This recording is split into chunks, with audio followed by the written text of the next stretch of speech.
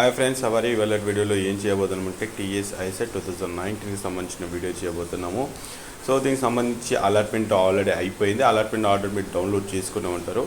Allotment order download చేసిన తర్వాత చాలామందికి డౌట్ వస్తుంది, నేను సెకండ్ ఫేజ్కి వెళ్ళొద్దా, అలాగే మరి ఎన్ని సీట్లు ఫిల్ అయిపోయింది, ఎన్ని సీట్లు ఖాళీ ఉన్నాయి, సెకండ్ ఫేజ్లో మరి దీనికన్నా బెటర్ కాలేజ్ వస్తుందా రాదా, సో న్యూస్లో వచ్చినటువంటి ఆర్టికల్ ఏంటిది, జాయినింగ్ రిపోర్ట్ ఏంటిది, సెల్ఫ్ రిపోర్ట్ ఏంటిది, ఇవన్నీ కూడా దీంట్లో డిస్కస్ చేసే ప్రయత్నం చేద్దాం. సో ఇవన్నీ డిస్కస్ చేసే ముందు ఒక చిన్న రిక్వెస్ట్ ఏంటంటే ఫ్రెండ్స్, ఇంతవరకు మన ఛానల్ మీరు సబ్స్క్రైబ్ చేయనట్లయితే సబ్స్క్రైబ్ బటన్ పక్కన బెల్ ఐకాన్ క్లిక్ చేయడం మర్చిపోకండి. అలాగే ఫ్రెండ్స్, నేను మీ నుంచి ఎక్స్పెక్ట్ చేస్తే కేవలం ఇలా లైక్ క్లిక్ చేయడం ద్వారా ఎక్కువ వీడియో చేయడానికి ఎంకరేజ్మెంట్గా ఉంటుంది, కాబట్టి లైక్ చేయడం మర్చిపోకండి. అలాగే ఇక్కడ లింక్ ఇచ్చాను, లింక్ కనుక ఇన్స్టాల్ చేసుకుంటే పేటీఎం నుంచి ఒక ₹50 మనీ అనేది ఏం చేయొచ్చు. ఒక పాయింట్స్ అని డిస్కస్ చేద్దాం.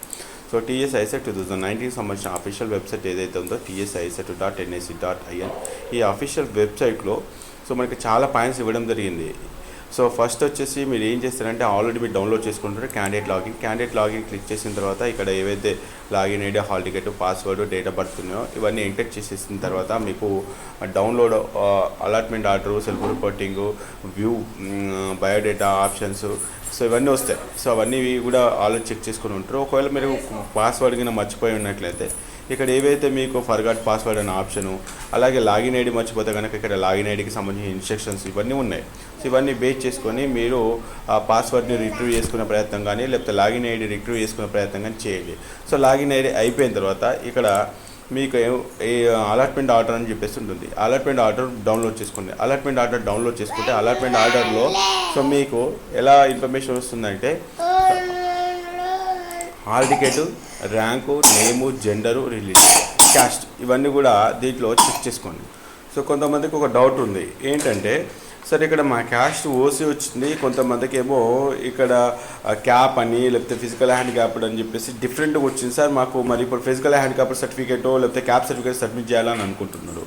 సో ఇక్కడ మీకు సీట్ కేటగిరీ డిఫరెంట్గా ఉండొచ్చు, బట్ మీకు క్యాస్ట్ ఏంటి అనేది ఇక్కడ చెక్ చేసుకుంటే సరిపోతుంది. సో అవి ఎందుకు ఇచ్చేస్తారంటే, ఇప్పుడు క్యాప్ కింద ఎవరు లేరనుకోండి, అంటే క్యాప్ కోట కింద ఎవరు ఉంటే ఫస్ట్ వాళ్ళు ఫిల్ చేస్తారు. ఒకవేళ వాళ్ళు ఎవరు లేకపోతే వాళ్ళు ఏం చేస్తారంటే జనరల్ కోట కింద మీకు ఆ సీట్ని అలా చేస్తారు. కానీ ఇక్కడ సీట్ కేటగిరీ ఏందనేది మీకు సంబంధం లేదు. సో మీరు చెక్ చేసుకోవాల్సిన క్యాస్ట్ ఏంటంటే ఓసీయా, బీసీయా, ఎస్టీయా అనేది ఈ ప్లేస్లో చెక్ చేసుకోండి. ఇక్కడ సీట్ కేటగిరీ అనేది మీకు సంబంధం లేదు. సో ఇవన్నీ చెక్ చేసుకున్న తర్వాత ఇక్కడ ట్యూషన్ ఫీజ్ ఫర్ కాలేజ్ అని చెప్పేసి ఉంది. కొంతమందికి 34,000 ఉంది, కొంతమందికి 17,000 ఉంది, కొంతమందికి 27,000 ఉంది. సో ఇక్కడ ట్యూషన్ ఫీ పెయిడ్ బట్ మనకి క్యాండిడేట్ అని చెప్పేసి 0 ఉంది అని అంటే మీకు ఫుల్ రియంబర్స్మెంట్ వచ్చేసినట్టే, అంటే ఇంకా ఎక్స్ట్రా ఏ పేమెంట్ కూడా లేదు 0 వచ్చిన వాళ్ళు.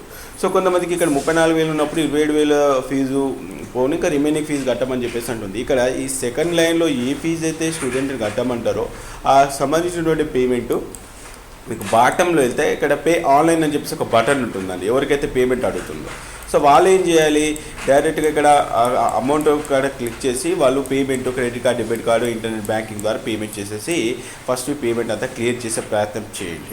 సో 0 ఉన్న వాళ్ళు డైరెక్ట్గా వాళ్ళకి లాగిన్ చేయగానే సెల్ఫ్ రిపోర్టింగ్ అనే ఆప్షన్ వస్తుంది. సెల్ఫ్ రిపోర్టింగ్ అనే ఆప్షన్ క్లిక్ చేయగానే సో వాళ్ళకు ప్రొసీడ్ టు సెల్ఫ్ రిపోర్టింగ్ అని చెప్పేసి ఇచ్చిన బటన్ వస్తుంది. బటన్ క్లిక్ చేయగానే వాళ్ళకి వెంటనే సో దీనికి సంబంధించినటువంటి జాయినింగ్ రిపోర్ట్ ఎలా జనరేట్ అవుతుంది, ఈ విధంగా జనరేట్ అవుతుంది. హాల్ టికెట్ నెంబరు, ఇక్కడ మీ ర్యాంకు, ఫాదర్ నేము ఇక్కడ వస్తుంది. కొంతమంది కన్ఫ్యూజ్ అవుతున్నారు, sir submit this along with the provisional certificate allotment or already downloaded to college. So ఇది కాలేజ్లో ఖచ్చితంగా మనం సబ్మిట్ చేయాలి, కానీ ఎప్పుడు సబ్మిట్ చేయాలి అంటే ఫైనల్ ఫేజ్ తర్వాత సబ్మిట్ చేయొచ్చు. దానికి సంబంధించినటువంటి ఇన్స్ట్రక్షన్స్ కూడా మీకు దీంట్లో ఇవ్వడం జరిగింది. సో ఇక్కడ మనం చూస్తే ఇక్కడ అబ్జర్వ్ చేయండి, 8th point, the candidate has to report at allotted college after final phase of the counselling అని చెప్పేసి మనకు క్లియర్గా మెన్షన్ చేశారు. అంటే దీన్ని బట్టి మీరు ఎవ్వరు కూడా కాలేజ్కి వెళ్ళాల్సిన అవసరం లేదు.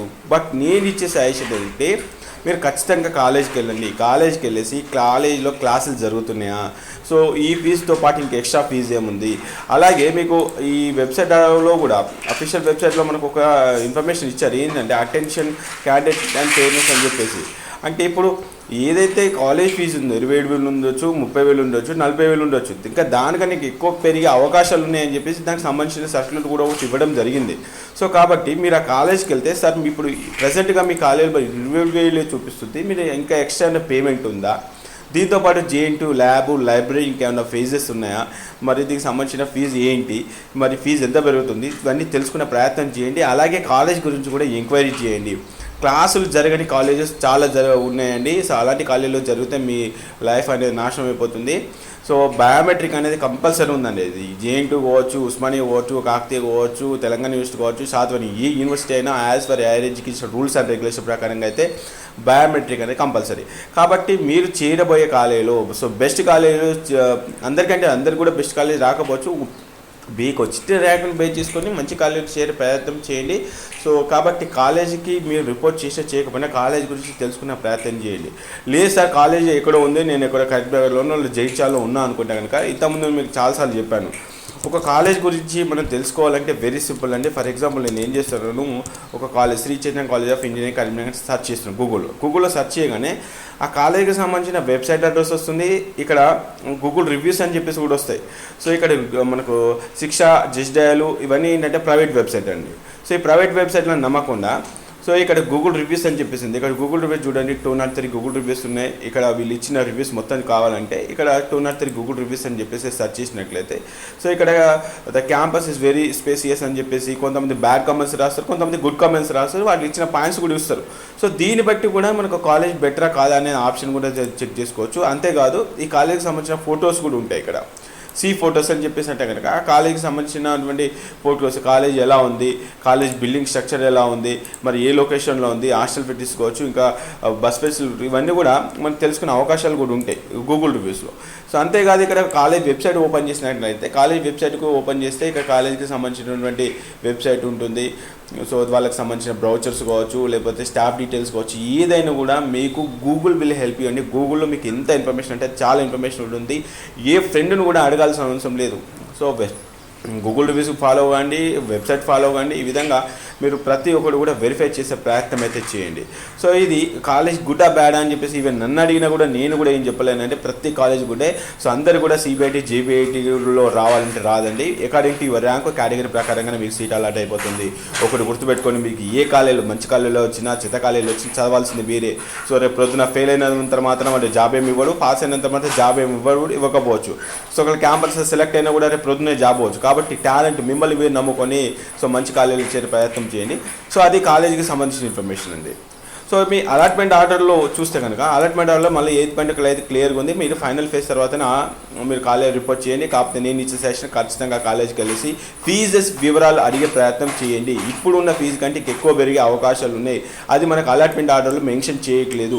సో అలాట్మెంట్ ఆర్డర్లో కూడా ఇక్కడ చూడండి, the tuition fee mention above subject the final fixation by the Telangana administration and regularity committee and అని చెప్పేసింది. అంటే ఇక్కడ 27,000 ఉండొచ్చు, 30,000 పోవచ్చు, 40,000 కూడా కావచ్చు. కాబట్టి ఇక్కడ ఏదైతే ఫీజు ఉందో ఆ ఫీజు నమ్మకండి. ఇప్పుడైతే మీకు ఎలాంటి ఫీజు లేదు. ఇప్పుడైతే జీరో పేమెంట్ ఉంటే జీరో పేమెంటే, 3,000 ఉంటే 3,000. తర్వాత అడ్మిషన్ అయిపోయిన తర్వాత కాలేజీలో ఫీజు పెరిగితే మాకు సంబంధం లేదని చెప్పేసి వాళ్ళు క్లియర్గా మెన్షన్ చేయడం జరిగింది. కాబట్టి ఎంత పెరుగుతుంది అనేది కాలేజ్కి వెళ్తే కానీ తెలియదు. అఫీషియల్గా అయితే ఎక్కడ కూడా మనకు కాలేజీలో ఏ ఫీజు ఉందని చెప్పేసి మనకు అఫీషియల్గా ఎలాంటి ఇన్ఫర్మేషన్ లేదు. ఒకవేళ అలాంటి ఇన్ఫర్మేషన్ ఉంటే ఖచ్చితంగా మీతో షేర్ చేసుకుంటాను. సో నెక్స్ట్ పేమెంట్ చేసే టైంలో కూడా ఖచ్చితంగా మీరు net banking, credit card, debit card use చేయండి. పేమెంట్ కూడా మీకు ఓన్ కార్డ్స్ నుంచి పేమెంట్ చేయడానికి ట్రై చేయండి. మీ కార్డు కానీ లేకపోతే మీ అన్నయ్య, మీ బ్రదర్, మీకు తెలిసిన వాళ్ళ కార్డుతోనే మీరు పేమెంట్ చేయండి. పేమెంట్ చేసే టైంలో కూడా ఎందుకంటే క్రెడిట్ కార్డ్, డెబిట్ కార్డులో 50,000 లిమిట్ ఉంటుంది. సో లిమిట్ కూడా చెక్ చేసుకోండి. సో ఇప్పుడు మనకు 3,000 రూపాయలు పేమెంట్ అంటే ట్రాన్సాక్షన్ ఇంకో 100, 200 పడతాయి. కాబట్టి పేమెంట్ చేసేటప్పుడు ఇంకొక 500 రూపీస్ లేకపోతే 1000 రూపీస్ ఎక్కువ ఉండేటట్టు ప్లాన్ చేసేసుకొని పేమెంట్ చేయండి. పేమెంట్ చేసే టైంలో కూడా ఎవరు కూడా మొబైల్ యూజ్ చేయకండి. మొబైల్ యూజ్ చేస్తే మీకు 90% ఫెయిల్ అవుతుంది. సో ఎందుకంటే మీరు పేమెంట్ చేసే టైంలో మెసేజ్ రావచ్చు, కాల్స్ రావచ్చు, లేకపోతే నెట్ డిస్కనెక్ట్ కావచ్చు, సిగ్నల్స్ ప్రాబ్లం కావచ్చు. సో ఆ పేమెంట్ టైంలో కనుక మీరు అలాంటి అంటే మొబైల్ చిల్ చేస్తే ఖచ్చితంగా ఫెయిల్ అయ్యే ఛాన్సెస్ ఎక్కువ ఉన్నాయి. కాబట్టి డెస్క్టాప్ సిస్టమ్ కానీ లేకపోతే ఇంటర్నెట్ సెంటర్కి వెళ్ళేసి పేమెంట్ చేసే ప్రయత్నం చేయండి.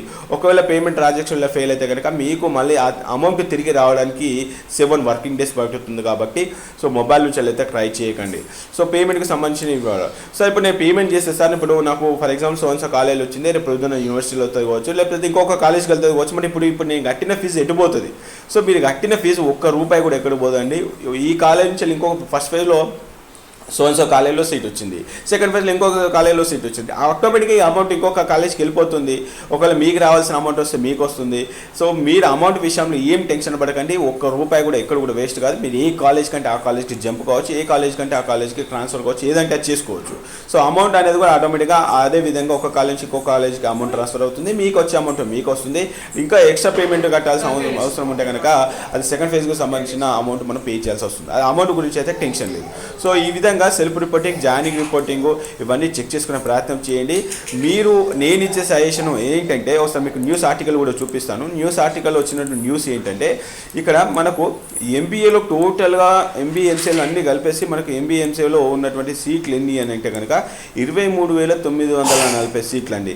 దీంట్లో సర్టిఫికేట్ వెరిఫికేషన్ చేయించుకున్న వాళ్ళు 20,334 మంది, దీంట్లో సీట్లు వచ్చిన వాళ్ళు 19,972 మంది. అంటే సర్టిఫికేట్ వెరిఫికేషన్ చేయించుకున్న వాళ్ళకు నియర్గా ఒక 400-500 మెంబర్స్కి సీట్ రాలేదు, ఎందుకంటే వాళ్ళు తక్కువ ఆప్షన్స్ పెట్టుకోవడం వల్ల. సో ఇక్కడ చూస్తే మొత్తం మనకు మిగిలిపోయిన సీట్లు ఎన్ని అంటే 5,164 సీట్లు మట్టుకే మిగిలిపోయాయి. కాబట్టి సో మనకు సెకండ్ ఫేజ్లో సీట్ వస్తుందా అంటే కొంచెం కష్టం అని చెప్పొచ్చు. ఎందుకంటే ఇప్పుడు మీకు ఒకటి కాలేజ్ చూపిస్తానండి. ఇప్పుడు ఇక్కడ చూడండి, మీకు ఇక్కడ కాలేజ్ వైజ్ సీట్ అలాట్మెంట్ అని చెప్పేస్తుంది. ఫర్ ఎగ్జాంపుల్ ఇక్కడ ఏం చేస్తున్నాను, ఒక కాలేజ్ సెలెక్ట్ చేసుకుంటాను. For example CBIT college select చేస్తాను. సిబిఐటిలో బిజినెస్ అని చెప్పేసి ఎంబీఏకి సంబంధించిన సీట్ అలాట్మెంట్ చేసేస్తాను. దీంట్లో ఎన్ని సీట్లు ఉన్నాయంటే టోటల్గా వీళ్ళకు 120 ఇంటేక్లో వీళ్ళకు కేటాయించిన సీట్లు కన్వర్ కోట కింద కేటాయించిన సీట్లు 84 ఫిల్ అయిపోయిన ఇంకా వేరే ఆప్షనే లేదు. సో దీంట్లో మరి నాకు సెకండ్ ఫేజ్లో ఛాన్స్ ఉందా అంటే ఇప్పుడు నేను చూపిస్తాను. ఇక్కడ ర్యాంక్ పైన క్లిక్ చేయండి. ర్యాంక్ పైన క్లిక్ చేసి ఆటోమేటిక్గా స్టార్ట్ అవుతుంది. సో 33 ర్యాంక్ నుంచి స్టార్ట్ చేస్తే లాస్ట్ ర్యాంక్ ఎక్కడి వరకు వచ్చేసి అంటే 23,000 ర్యాంక్ వచ్చింది. 23,000 ర్యాంక్ వాళ్ళకు సిబిఐటీలు ఎందుకు వచ్చిందంటే ఇక్కడ చూడండి, వాళ్ళకు ఫిజికల్ హ్యాండిక్యాప్డ్ కింద వచ్చేసింది. ఇక్కడ చూస్తే మీకు అర్థమవుతుంది, ఓసీ ఫిజికల్ హ్యాండిక్యాప్డ్ కింద, అలానే ఎస్టీ, ఓసీ ఈ విధంగా చెక్ చేసుకుంటూ పోయినట్లయితే మనం ఎలా చెక్ చేయాలంటే దీంట్లో ఎస్సీ జనరల్ కోటా లేకపోతే బీసీ, మనం ఓసీ జనరల్ కోటా చెక్ చేద్దామండి. సో ఓసీకి సంబంధించి general quota, SC general quota, OC so OC general quota కింద చూడండి 642కే కట్ ఆఫ్ అయిపోయింది. ఇప్పుడు ఈ సిబిఐటీలో వచ్చిన వాళ్ళు, ఎందుకంటే అది బెస్ట్ కాలేజ్, సిబిఐటీ వచ్చిన వాళ్ళు ఎవరు వదులుకుంటారు ఇక్కడ సీట్ని వెళ్ళిపోవాలని? ఎవరు వదులుకోరు కదా. ఈ 84 మందిలో ఎవరైనా వెళ్ళిపోతే, ఫర్ ఎగ్జాంపుల్ 84 మందిలో ఇక్కడ నిషా పాండే అని చెప్పేసి వెళ్ళిపోయారు అనుకో. నిషా పాండే దేంట్లో వెళ్ళిపోయింది? జనరల్ కోట కింద వెళ్ళిపోయింది. జనరల్ కోట కింద వెళ్ళిపోతే ఆ సీట్ని జనరల్ కోట కింద ఫిల్ అవుతారు. లేదు ఇక్కడ మనకి క్యాప్, ఓసీ క్యాప్ కింద ఫర్ ఎగ్జాంపుల్ ఇక్కడ ఎవరో వెళ్ళిపోయారు, రావు అనే క్యాండిడేట్ వెళ్ళిపోయారు అనుకోండి. సో ఇక్కడ మళ్ళీ వాళ్ళు ఫిల్ చేస్తారంటే ఎవరైనా క్యాప్ వాళ్ళు ఉంటే క్యాప్ వాళ్ళకి ఇస్తారు. ఎస్సీ కోట కనుక వేకెంట్ అయితే ఎస్సీ వాళ్ళకి కేటాయిస్తారు, ఎస్టీ అయితే ఎస్టీ, బీసీ అయితే బీసీ. ఆ విధంగా ఇప్పుడు లక్కీగా ఎవరైనా వెళ్ళిపోతే ఆ కోట వాళ్ళతోనే ఫిల్ చేస్తారు, కానీ మళ్ళీ వేరే కోట వాళ్ళతో ఫిల్ చేసే ఛాన్స్ లేదు. ఈ 84 మందిలో కూడా మంచి కాలేజీ కాబట్టి ఎవరు కూడా వెళ్ళిపోవడానికి ఇష్టపడరు. కాబట్టి మంచి కాలేజీలో మీకు సీట్ వస్తుందని హోప్స్ ఓన్లీ 10% 20%.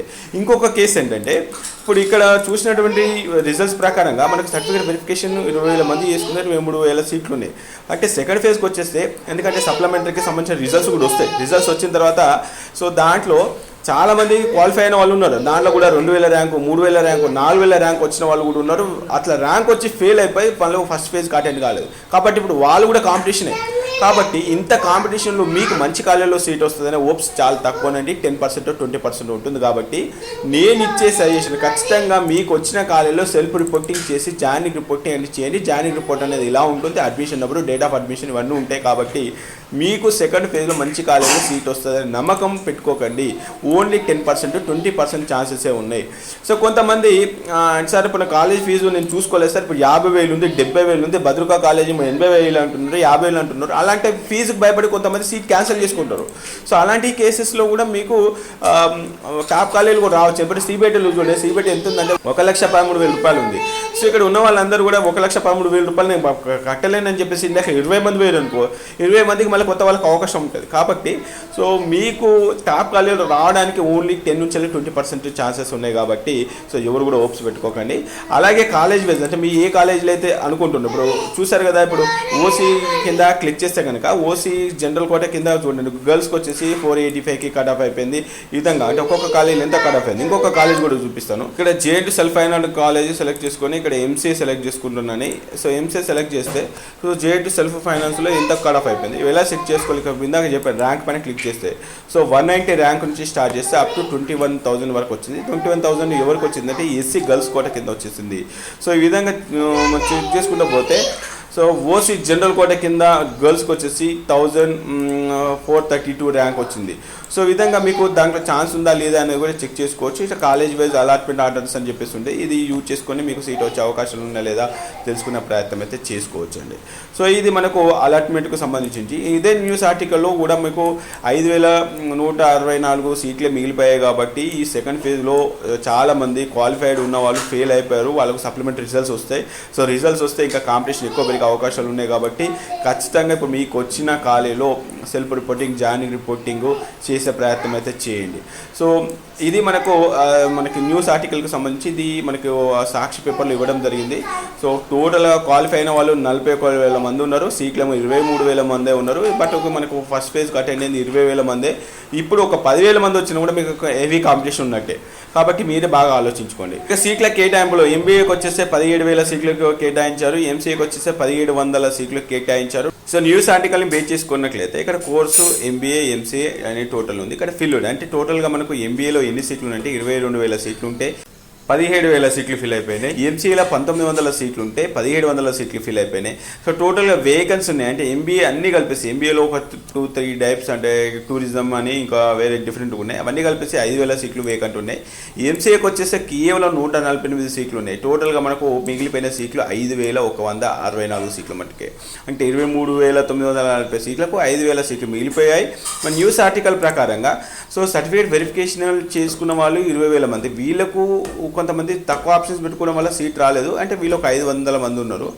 సో ఇప్పుడు మనకు డిగ్రీకి సంబంధించిన సప్లిమెంటరీ రిజల్ట్స్ రాలేదు. సప్లిమెంటరీ రిజల్ట్స్ వస్తే వాళ్ళ దాంట్లో కూడా ఒక 10,000 మంది పాస్ అయితే ఒక 5,000 మంది సర్టిఫికేట్ వెరిఫికేషన్ చేయించుకొని ఒక 25,000 మంది కనుక పార్టిసిపేట్ చేస్తే కొంచెం కాంపిటీషన్ ఎక్కువ కూడా ఉండొచ్చు. కాబట్టి మీరే ఆలోచన చేసుకొని మరి ఇప్పుడు 20,000 మంది పార్టిసిపేట్ చేశారు. దాంట్లో 19,000 మందికి అంటే ఆల్మోస్ట్ 20,000 మందికి సీట్లు అయితే వచ్చేసాయి. సప్లీలో మరి ఇంకా కొంతమంది యాడ్ అయితే కనుక మరి యాడ్ అయిన దాంట్లో కూడా మంచి ర్యాంకర్స్ కూడా ఉండొచ్చు. కాబట్టి మీకు మంచి కాలేజీలో మరి సీట్ వస్తుందా రాదా, అసలు సీటే వస్తుందా లేదా అని కూడా చెప్పలేము. ఎందుకంటే ఇప్పుడు ఇక్కడ ఉన్నటువంటి అనాలిసిస్ ప్రకారంగా చెప్తున్నానండి. కాబట్టి మీరే ఆలోచన చేసి ఒక మంచి నిర్ణయం తీసుకునే ప్రయత్నం చేయండి. మళ్ళీ చెప్తున్నానండి, ఎంసీఏలో అయితే చేరే వాళ్ళైతే కేవలం 148 సీట్లే ఉన్నాయి. కాబట్టి ఒకవేళ ఎంసీఏలో చేరాలనే ఉద్దేశం కనుక ఉంటే సెకండ్ ఫేజ్లో మీకు ఎంసీఏలో ఎన్ని కాలేజెస్ తెలంగాణలోనే అన్ని కాలేజెస్ ఆప్షన్స్ పెట్టేసుకోండి. ఆప్షన్స్ పెట్టుకుంటే ఏదో ఒక కాలేజీలో వచ్చే అవకాశం ఉన్నాయి. ఎంబీఏకి వచ్చేస్తే అంటే సర్టిఫికేట్ వెరిఫికేషన్ చేయించుకున్న తర్వాత కూడా మీకు ఒకవేళ ఎంతమంది సర్టిఫికేట్ వెరిఫికేషన్ చేయించుకుంటారు, ఎంతమంది సెకండ్ ఫేజ్కి అటెండ్ అవుతారు, అలాంటి ఇన్ఫర్మేషన్ ఉంటే కనుక అది మీతో ఖచ్చితంగా షేర్ చేసుకుంటాను. సో దీని ప్రకారంగా మరి మీకు సీట్ వచ్చే అవకాశం ఉందా లేదా మీరే నిర్ణయం తీసుకోవచ్చు. దీనికి సంబంధించిన న్యూస్ ఆర్టికల్ కూడా పేపర్లో రావడం జరిగింది. సో దీన్ని బట్టి మీరు అనాలిసిస్ చేసుకొని మరి సెకండ్ ఫేజ్లో మరి మనకు సీట్ వస్తుందా రాదా, అలాగే కదా కాలేజీ గారికి సంబంధించిన అలాట్మెంట్ డీటెయిల్స్, అలాగే అటెన్షన్ పేరెంట్స్ అని చెప్పేసి ఉంది. మరి ఇప్పటికే ట్యూషన్ ఫీజు తెలియక కొంతమంది పెద్ద పెద్ద కాలేజీలో జాయిన్ అయ్యారు. మరి ట్యూషన్ ఫీజు మరి మీరు పే చేయగలుగుతారా లేదా, ఎందుకంటే మీకు వచ్చే స్కాలర్షిప్ వచ్చేసి 27,000 వస్తుంది. రిమైనింగ్ ఫీజు అంతా మీరే చేయాలి. సో హాస్టల్కి సంబంధించిన పేమెంట్ వేరే ఉంటుంది. లైబ్రరీ డిఫరెంట్ ఫీజెస్ ఉంటాయి. ఈ ఫీజు వచ్చేసి ట్యూషన్ ఫీజు ఏదైతే మీకు అలాట్మెంట్ ఆర్డర్లో చూపిస్తున్నారో ఈ ట్యూషన్ ఫీజు కూడా కేవలం 1 ఇయర్కేనండి. కొంతమంది 2 ఇయర్స్గా 3 ఇయర్స్గా అడుగుతున్నారు. ఇక్కడ ఏదైతే పేమెంట్ ఉందో అది కేవలం 1 ఇయర్. దీంతో పాటుగా కొన్ని అడిషనల్ ఫీజెస్ ఉంటాయి. సో ఇవన్నీ ఆలోచన చేసుకొని మరి సెకండ్ ఫేజ్లో ఎలాంటి కాలేజీలో చేరుతారు ఏందని చెప్పేసి మీరే నిర్ణయం తీసుకోండి. ఇంతకుముందే నేను చెప్పాను ఏ కాలేజీ గురించి అయినా అన్నీ కూడా బెస్ట్ కాలేజెస్. మీకు వచ్చిన ర్యాంక్కి అందరికి కూడా మంచి కాలేజీలో రావాలంటే రాకపోవచ్చు. కాబట్టి ఆ కాలేజ్ గురించి ఎవరినో అడగాల్సిన పని లేదు. గూగుల్ రివ్యూస్ కానీ లేకపోతే కాలేజ్ వెబ్సైట్ కానీ సో మీరు అడిగి కాలేజ్ సంబంధించిన ఫొటోస్ ఇవన్నీ చూసి ఆ కాలేజ్ బెస్టా కాదా అనేది నిర్ణయం తీసుకునే ప్రయత్నం అయితే చేయండి. ఇది టీఎస్ ఐసెట్ 2019 సంబంధించిన లేటెస్ట్ అప్డేట్. ఇలాంటి న్యూస్ కోసం ఇలాంటి అప్డేట్స్ కోసం మన ఛానల్ అయితే సబ్స్క్రైబ్ చేయడం మర్చిపోకండి. నేను మీ నుంచి ఎక్స్పెక్ట్ చేసేది కేవలం లైక్ క్లిక్ చేయడం ద్వారా ఎక్కువ వీడియో చేయడానికి ఎంకరేజ్మెంట్గా ఉంటుంది. కాబట్టి లైక్ చేయడం మర్చిపోకండి. ఈ వీడియో నచ్చితే మీ ఫ్రెండ్స్ కూడా ఫేస్బుక్ ద్వారా వాట్సాప్ ద్వారా షేర్ చేయడానికి ప్రయత్నం చేయండి. ఇక్కడ లింక్ ఇచ్చాను. లింక్ కనుక ఇన్స్టాల్ చేసుకుంటే పేటీఎం నుంచి ఒక 50 రూపీస్ మనీ అనేది ఎర్న్ చేయొచ్చు. ఇది టీఎస్ ఐసెట్ 2019 సంబంధించిన లేటెస్ట్ అప్డేట్. ఒక ఫ్రెండ్స్, జై హింద్.